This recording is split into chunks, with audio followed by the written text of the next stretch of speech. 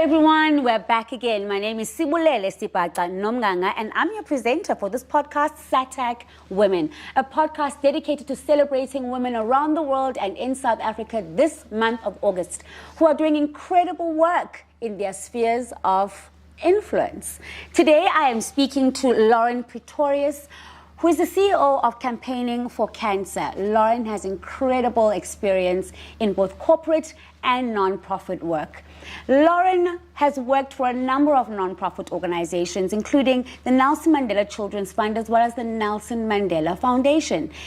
In some of her time, when she does make time, she works with non-profits in making sure that they're compliant and funding ready. Welcome to our podcast, Lauren. Thank you so much for joining us today. Thank you for having me. It's awesome stuff. Lauren, I was reading a little bit about you earlier, and girl, you started an entire business in school already. What was that about?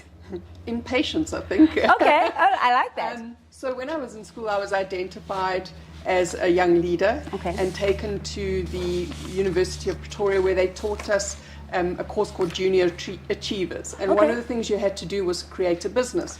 So I created, my group created a business, the class of, where everyone signs their the t-shirt at the end of the year. Oh, right, a matric, right, yes, okay. So I started that. So, you know, it got me into marketing, but when I'd finished school, I realized I wanted to do business, but what? And I then just carried on with what I had and was making a lot of money. Okay. And, you know, if it works, it works. Why not? Yeah. And that got me into working with the Nelson Mandela Children's Fund and Foundation from a brand point of view. And then I realized that there was this entire social side that just spoke to me. It spoke to me to say, you know, there needs to be changes and you have something to offer. And if you want to be the change, you know, jump in there and do it. And that's where I got involved in social development. And in the challenges that you picked up, in the gaps that you saw in the space, what were some of the issues that you picked up that we just were not talking about enough? So at the time, you know, I'd had a lot of work and seen the work that had been done with HIV/AIDS. But for me, cancer had always played a part. And when we started looking at it, I realized that there was no advocacy for cancer happening. And started working with cancer at organizations, but you could see that they were very hesitant to start advocating for non-communicable diseases. And then in 2018, where there was a court case to get women access to a breast cancer treatment. Love it. And that's how Campaigning for Cancer was started, because we realized that, you know, there wasn't this advocacy for women, and women non-communicable diseases were being left behind. And would you say that that court case kind of led the conversation to any policy that you may know of that has really impacted women in a positive way today? So the court case led to us asking stakeholders to sit in a room, and it was the first time we held a conference. It was the first time it was held by 3 women, came together, did it, and we asked all the stakeholders to sit down in a conference and say, what are the problems faced by patients with cancer in South Africa? And from that, we were able to see some of the gaps in some of the projects. And I'm very glad to say that through also capacitating those other cancer NGOs, we've now got a huge advocacy drive when it comes to it. And we've seen amazing, in the last 15 years, we've seen a national cancer strategic framework, which there wasn't. We've seen a breast cancer policy, a cervical cancer policy. They're currently developing the prostate cancer policy, as well as a childhood cancer policy. So there's a lot of work that's being done at a policy level, because when we started in 2008, there were no policies when it came to cancer in South Africa. But as we work now, we're realizing that having a policy is one thing, but now our advocacy starts on implementing those policies and getting what's in those policies to make differences in women and patients' lives. Yeah, and I think we can have a conversation about how we are amazing writers in this country on policies, right? Yeah. But I think where the gap is still missing is really about the implementation, as you say.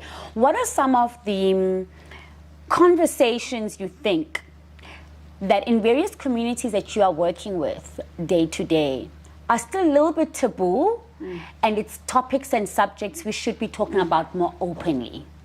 So I think in South Africa there is generally a lot of stigmatization around cancer and cancer patients, particularly women with cancer, female-linked cancers, breast cancer, cervical cancer, ovarian cancer. And it has a lot to do with our cultures as a country on why that pressure is put on those women, and they experience that stigmatization. So I think that's something that we need to look at. Those are the conversations we need to have. When it comes to female cancers.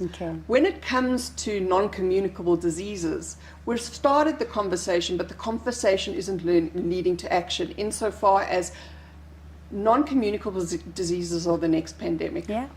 And we as a country, our strategy, we might have the papers, but we're not implementing non-communicable disease and cancer healthcare to our patients. There are patients dying in this country without treatment. Are we pandemic ready? For non-communicable diseases? No. And I think that's the scary part for me. And that leads to my next question around what are some of the topics that are just not receiving enough attention in your area of work that we should be paying attention to? You've already spoken about non-communicable diseases, but anything else on the ground that you are seeing daily that you're just like, we ought to be talking about this, and we are not? So I think the first thing is that we need to give women agency within their health. So we do a lot of education on cancer and breast cancer and cervical cancer. But when the woman gets to a healthcare facility, she's often said, no, that's not it. And so providing agency for those women is something that we have to look at in this country. And we have to open the doors for them to say, there's something wrong with my body. I know there's something wrong with my body. You started this when you were in high school, and you've kind of been doing it for many years now. But why is your voice important? What's your why? So I think for me, it started early. Someone once asked me, why are you so passionate about cancer? And I'd been doing campaigning for cancer for probably 5-6 years, and I couldn't tell you. I just had this draw to it. And someone once asked me the question, and it was quite a emotive question, because in my mind I realized that when I was 4 years old, my best friend's mother died of cancer. And she had the most beautiful long red hair, and when she used to fetch us from school, her red hair used to hang over the side of the car, the seats. And it took me till 36 years to realize that it was actually a wig.